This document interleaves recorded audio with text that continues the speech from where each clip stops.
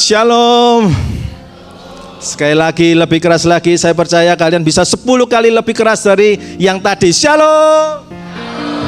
Wow, luar biasa ya. Pujian yang indah, yang semangat. Kita bisa melompat ya, kita bisa memuji, membesarkan nama Tuhan. Saya percaya ketika kita meninggikan namanya, Allah hadir di tengah-tengah kita. Amin. Have you ever realized that we live in a miracle life? Apakah Anda pernah berpikir bahwa kita ini hidup dalam kehidupan yang penuh mujizat? Well, let me give you 3 simple proofs. Firstly, boleh tampilkan, we came from nothing to be human. Oke, ya, kita ini dari see God and grew into a baby. Bahkan we grew without even noticing. Jadi kita pun kalau bertumbuh, kita tidak merasa loh. Siapa di sini yang waktu baby pernah merasakan jalan jatuh? Ada yang merasakan? Waktu baby ada? Tidak ada ya? Loh kok aneh ya? Nah terus kalian tiba-tiba merasakannya kapan? Biasanya ini ya, kita bisa merasakan ketika kita sudah mulai sekolah. Tetapi sebelum kita sekolah, itu nggak bisa merasakan. Itu unik. Itu miracle. Itu sebuah keajaiban. Jadi kalau dikatakan keajaiban masih ada, ya memang karena kita ini hidup di keajaiban dunia, di keajaiban kehidupan kita. Sekarang yang kedua, we have automatic body systems. We have a lot of blood vessels. Tahu enggak? Jantung kita berapa liter memompa darah dalam 1 menit? Ada yang tahu? 4 liter. 4 liter memompa darah ke seluruh tubuh. Lihat ya, pembuluh darahnya banyak banget. 4 liter dalam 1 menit. Coba bayangkan, kok bisa? Kalau itu bukan keajaiban Tuhan, nggak akan terjadi. Amin. 4 liter berarti dalam 1 hari berapa banyak darahnya yang dipompa? 4 kali berapa? 60, kemudian dikali 24 jam. Itu sekitar 8.640 liter per hari. Wow, itu kalau dirupiahkan berapa ya? Kalau sekarang pertalite berapa sih? Berapa pertalite? 10.000 ya? Nah itu kalau anggap aja darah itu bensinnya kita ya, 8.640 liter per hari kebutuhan kita dipompa. Berarti kita menghabiskan berapa untuk bensinnya aja? 8.640 kali 10.000 berarti berapa? 86 juta 400.000. Bayangin 1 hari. Ayo, uangnya siapa yang mampu membeli darahnya kita? Kalau enggak karena Yesus Tuhan yang menciptakan saudara ada di tempat ini. Amin. Yang setuju berikan sorak-sorai bagi Tuhan. 86 juta 1 hari bro. Kerja apa? Ayo. Itu untuk hanya membayar darah Anda loh. Itu bensinnya kita loh. Untuk kita bisa hidup, kita butuh perputaran yang segitunya. Wow. Yang ketiga, we have synchronized systems for moving. Ini ya unik. Boleh dong? Coba salah satu volunteer bisa ke sini, cowok aja deh, cowok.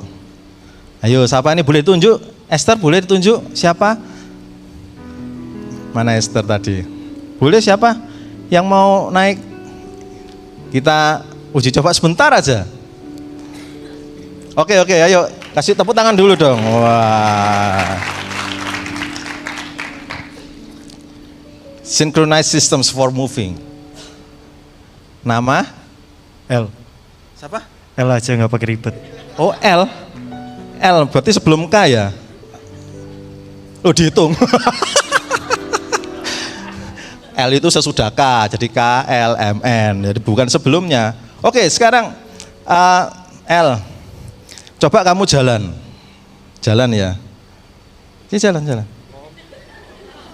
Ya ampun, jalannya gitu amat. Yang gagah toh El, jangan malu-maluin toh.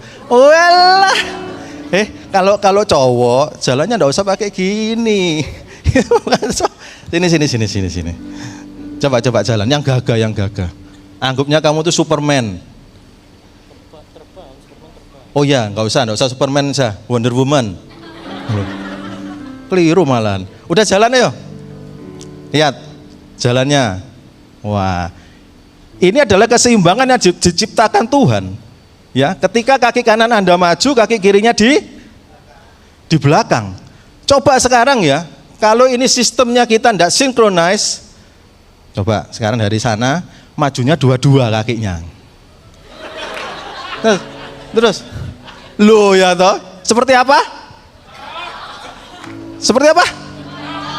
Kodok. Lihat, hebat ya Tuhan kita ya. Ayo beri tepuk tangan dulu untuk El ya. Wah, thank you ya. Telah memperagakan bagaimana tubuh kita ini harus sinkron.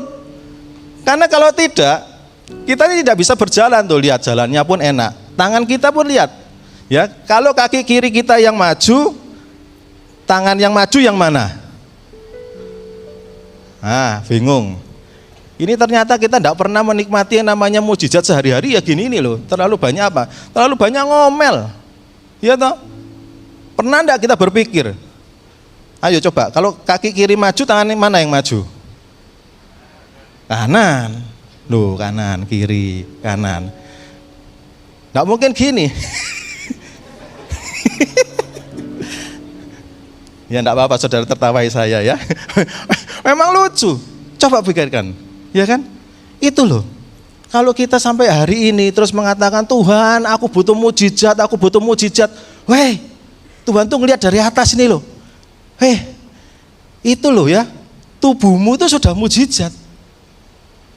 Pernah enggak kita kalau sikat gigi terus berpikir? Ada yang pernah? Kalau sikat gigi terus berpikir, ya apa ya caranya ya? Ada yang pernah?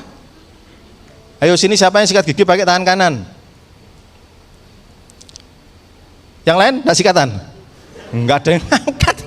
Ini yang ngangkat cuma sedikit. Ternyata ini perlu diajarkan ini ya, satu hari sikat gigi ya gitu ya. Yang sikatan gigi pakai tangan kiri. Loh toh, tambah enggak banyak. Wah gawat ini ya. Ini nanti perlu pergi ke dokter gigi nih ya. Nah lihat, kehidupan kita itu perlu mujizat. Selalu ada mujizat, bukan perlu mujizat lagi. Kehidupan kita itu selalu ada mujizat. Bahkan kita untuk sikat gigi aja tidak perlu berpikir. Coba nanti malam ketika sikat gigi ya, yang biasa pakai tangan kanan diganti pakai tangan kiri. Coba ya. Kalau enggak nanti kesodok-sodok gitu ya. Coba, tapi enggak apa-apa. Itu menandakan apa? Bahwa tubuh kita ini bisa dikaryakan, bisa diajarin. Tubuh kita ini mujizat yang Tuhan berikan. Karena apa? Bisa di kanan, bisa di kiri.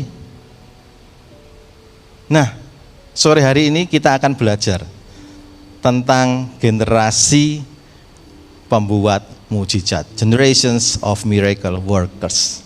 Saudara, kalau Anda saksi lihat ya, nama saya itu ada CBC, CBA, STMTH. Ini bukan sebuah kebanggaan.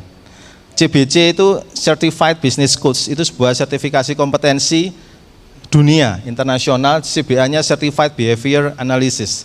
Jadi itu kita belajar bagaimana human brain system, ya human mind behavior. Kenapa kok bisa terjadi itu? Itu merupakan sebuah mujizat sebetulnya. Saya bukan orang yang senang belajar bahasa. Tetapi ketika Tuhan memberikan saya itu sebuah impresi, ya, sebuah penekanan dalam kehidupan bahwa kamu ini harus bisa menjangkau lebih banyak jiwa. Maka saya harus menurut. Kenapa? Karena kehidupan saya pun siapa yang membuat? Tuhan sendiri. Saya berdoa, Tuhan, kalau memang ini tujuanmu dalam kehidupanku, nyatakan mujizat sebagai tanda kalau aku memang harus mempelajarinya dengan baik. Dan Tuhan memberikan itu. Ada beasiswa kemudian saya diberikan kesempatan untuk berangkat ke Brisbane, walaupun tidak lama, tapi itu sebuah pengalaman yang sangat berharga dalam kehidupan saya. Bayangkan zaman dulu ya, kalau kita tidak bisa bahasa Inggris dengan lancar, berarti harus bawa apa? Dictionary, electronic dictionary. Jadi yang dibuka tutup gitu ya. Jadi kita nih saya tuh mau naik pesawat pun buka dulu. Ini mau ngomong apa nih ya? Ketik, ya kan? Saya sampai terdek, Tuhan, tolong ono po. Oh, ini ngapain saya telepon dan ngapain saya berdoa dan disetujui gitu ya. Tapi lihat, Tuhan bilang apa? Maju aja. Kenapa kamu takut? Saat terbang transit di Jakarta, dari Jakarta transit ke Sydney, Sydney ke Brisbane.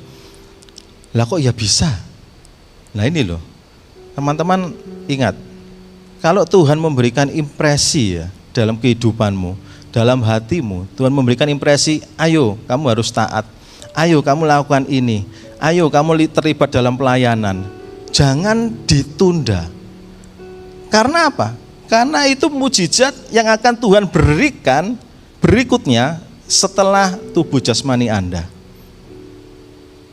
Kita lihat pelajaran pada sore hari ini dengan Yosua. Yosua ini anak muda yang luar biasa. Kita baca Yosua pasal yang ketiga ayat pertama.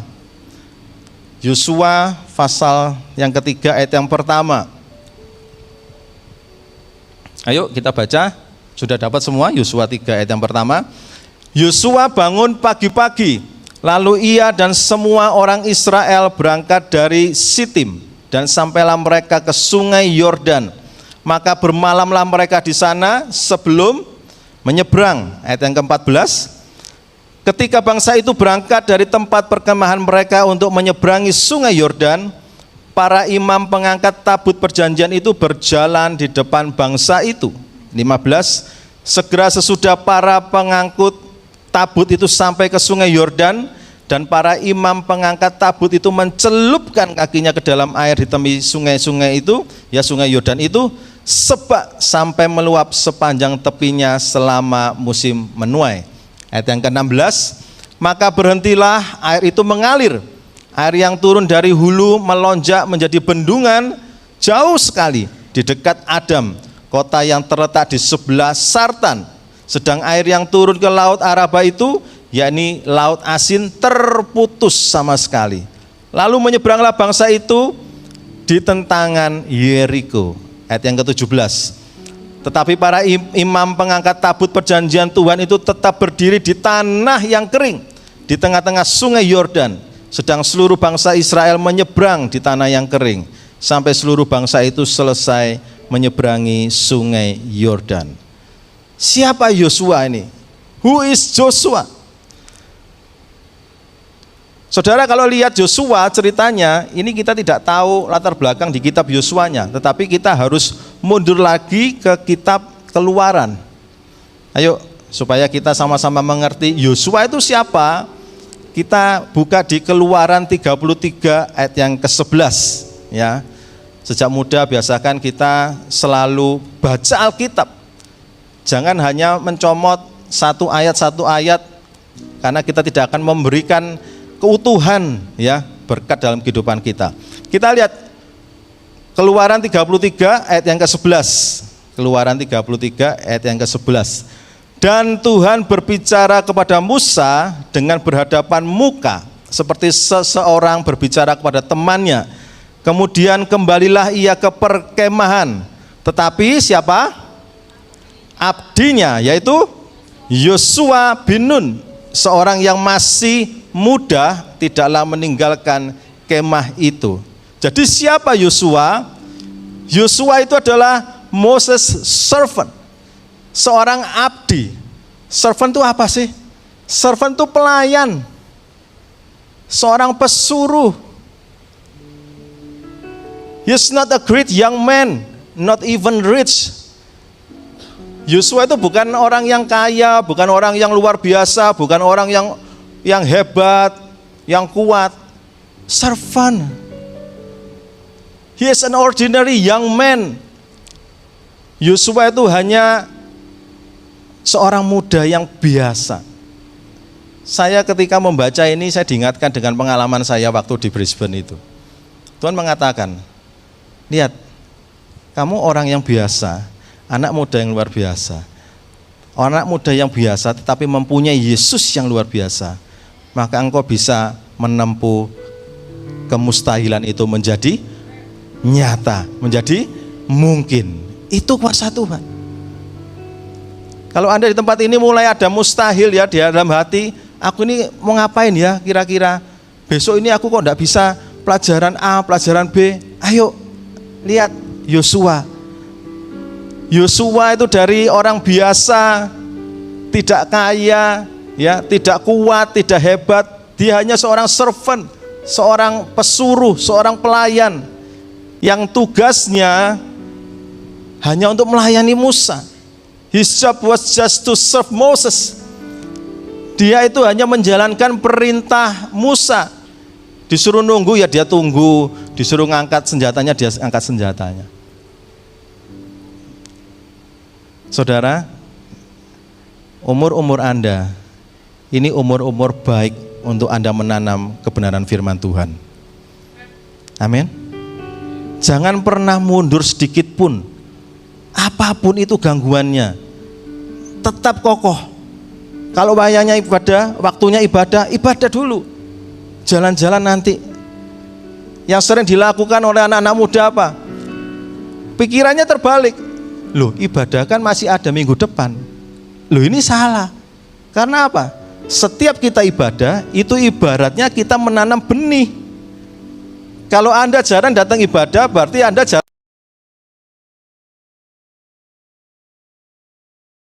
muncul ketika Anda membutuhkan hasilnya atau buahnya.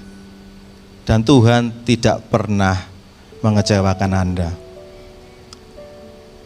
Saya melayani Tuhan mulai usia kecil, mulai SD.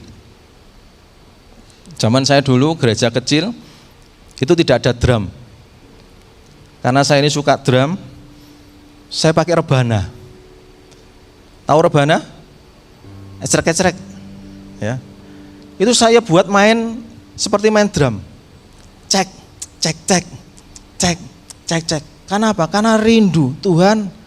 Aku kok pingin ya bisa musik, bisa memuliakan nama Engkau. Beranjak SMP, ada sebuah gereja besar yang membutuhkan drummer. Saya belajar, saya menaikkan skillnya, belajar. SMP saya masuk di gereja itu 4 tahun. Lihat ya, saya belajar, tiba-tiba Tuhan berkata apa? Kamu sudah cukup belajarnya di gereja besar, ayo kembangkan. Ini ada gereja satu lagi yang mau buka, membutuhkan tenagamu. Baik Tuhan, saya meluncur di sana, mengembangkan ya dari divisi musik sampai youth, pemuda, dewasa muda. Apakah kehidupan saya terus semakin menurun? Tidak loh. Ketika kita mendahulukan kebenaran firman Tuhan, ketika kita taat pada kebenarannya, Tuhan itu menambah-nambahkan selalu. Pegang itu. Anda di sini tidak sia-sia duduk mendengarkan ibadah, tepuk tangan, memuji Tuhan. Anda sedang menanam apa? Benih.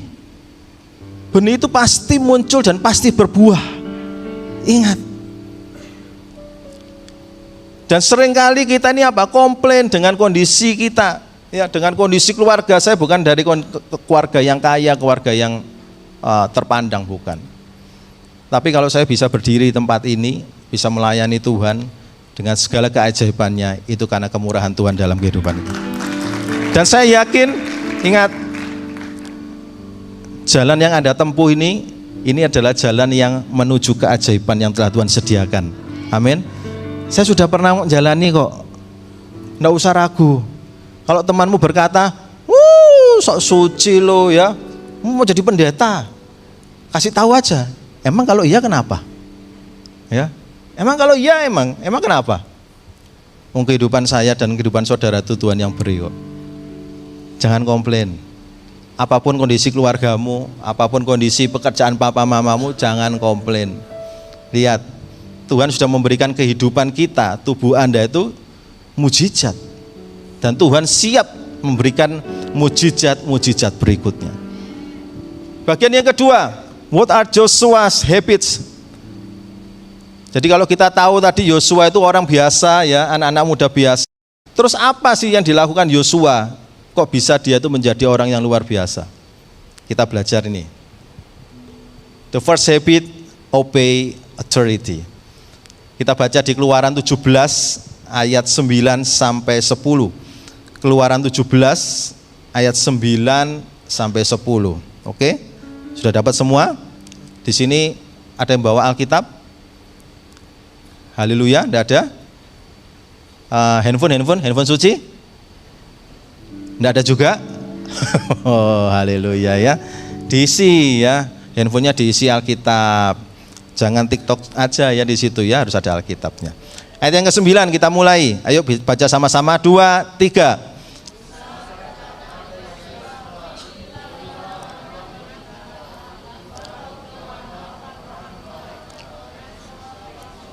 Kon balapan kabeh.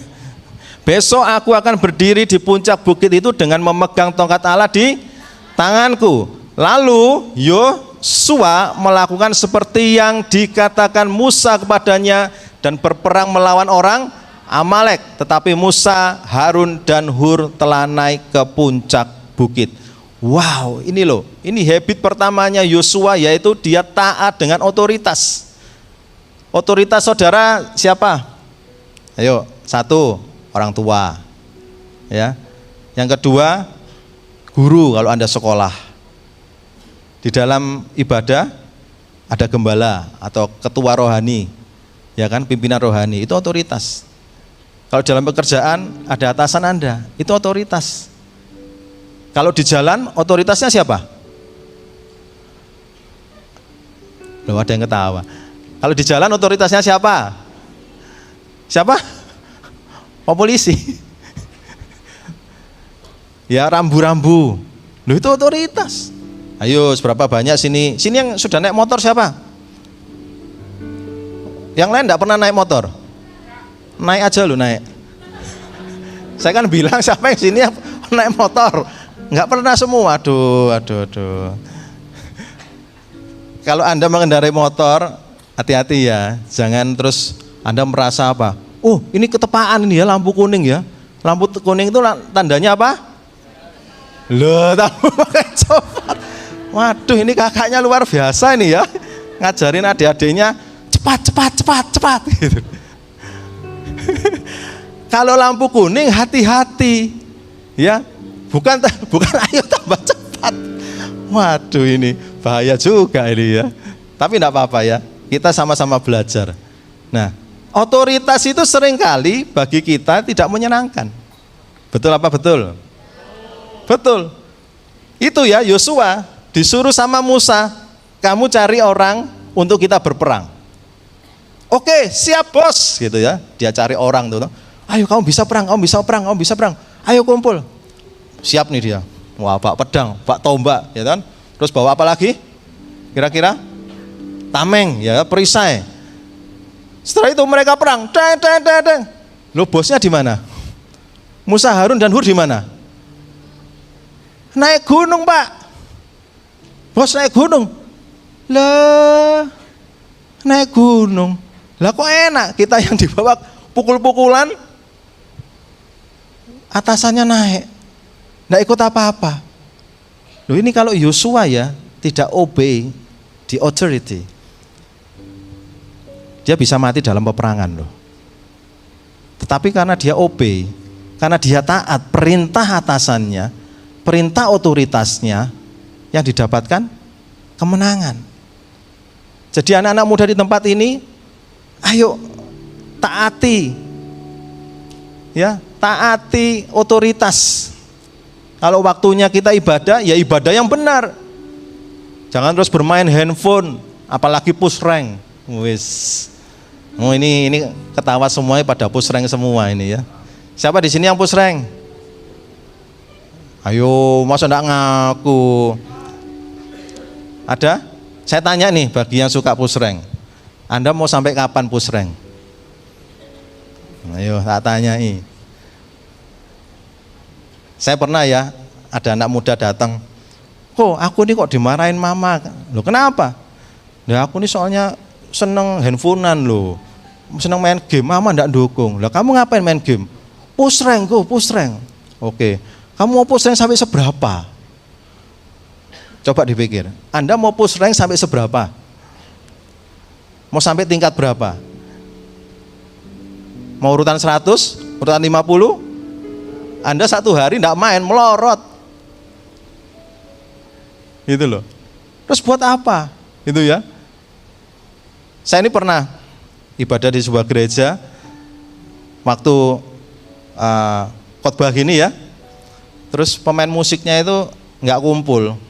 Dia masuk di sebuah ruangan dan saya diberitahu teman saya, wah pemain musiknya ternyata push rank semua.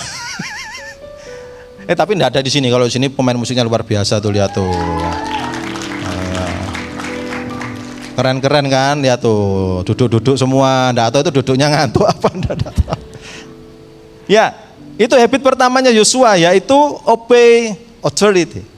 Habit yang kedua, trust God's promises. Ini menarik loh. Orang yang taat otoritas itu biasanya diikuti dengan dia taat, dia pegang perintah atasannya, dia pegang janji atasannya. Kita lihat di Bilangan 14 ayat 6 sampai 8. Ini cerita tentang Yosua menjadi salah seorang dari 12 mata-mata yang mengintai negeri Kanaan. Bersama Kaleb, ia dengan gigih menolak laporan ketidakpercayaan 10 mata-mata yang lain. Ayo kita lihat ya, Bilangan 14 ayat 6 sampai 8. Tetapi Yosua bin Nun dan Kaleb bin Yefun yang termasuk orang-orang yang telah mengintai negeri itu mengoyakkan pakaiannya dan berkata kepada segenap umat Israel, negeri yang kami lalui untuk diintai itu adalah luar biasa baiknya. Jika Tuhan berkenan kepada kita, maka Ia akan membawa kita masuk ke negeri itu dan akan memberikannya kepada kita suatu negeri yang berlimpah-limpah susu dan madunya.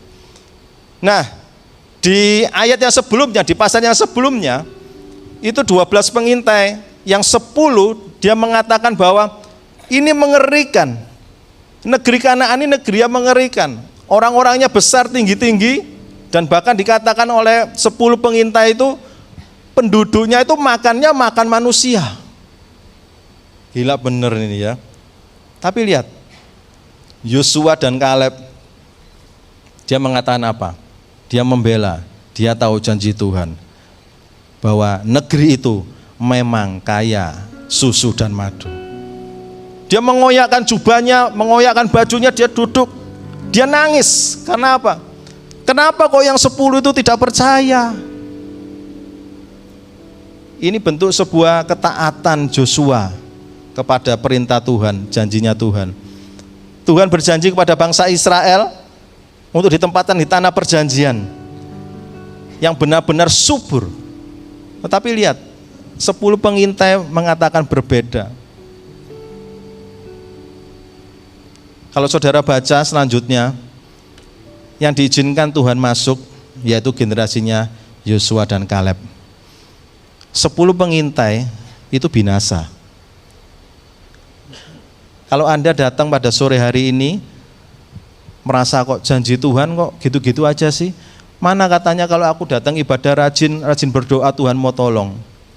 Ingat, 10 pengintai lawan 2. Yang mendapatkan janji Tuhan, yang 10 apa yang 2? Yang 2 loh. Jadi kalau Anda sore hari ini datang, terus Anda merasa, kok aku ini belum mendapatkan janji Tuhan? Ingat, Anda itu Yosua dan Kalebnya. Amin. Percaya itu, Anda itu Yosua dan Kalebnya, bukan 10 pengintai. 10 pengintai itu selalu apa? Berkeluh kesah. Tuhan itu selalu menjanjikan kemenangan bagi kita. Bahkan ketika Tuhan menciptakan manusia di awal penciptaan itu, Tuhan itu menyediakan semuanya baru diciptakan manusia. Artinya apa? Tuhan itu selalu memberikan yang terbaik dalam kehidupan Anda dan saya. Pegang itu. Kalau saat ini kondisimu belum berubah, belum membaik seperti yang Anda bayangkan, Jadilah seperti Yosua, anak muda yang luar biasa. Karena apa? Karena dia pegang janjinya Tuhan. Dia percaya bahwa kalau aku melangkah walaupun itu kelihatan susah, aku akan mendapatkan janji itu. Aku akan mendapatkan mujizat itu dalam kehidupanku. Yang percaya katakan amin. Berapa banyak di sini yang punya masalah dalam keluarganya, mungkin kok aku sering dimarahi mamanya. Mama ya toh, papa aku kok jahat banget ya. Aku enggak pernah diizinkan begini, enggak pernah diizinkan begitu. Datang pada Tuhan. Pegang janjinya Tuhan. Kenapa kok aku sekolah enggak naik-naik? Loh ya soalnya kamu enggak belajar. Ya toh? Masih doa sampai golong komeng enggak belajar ya. Salah.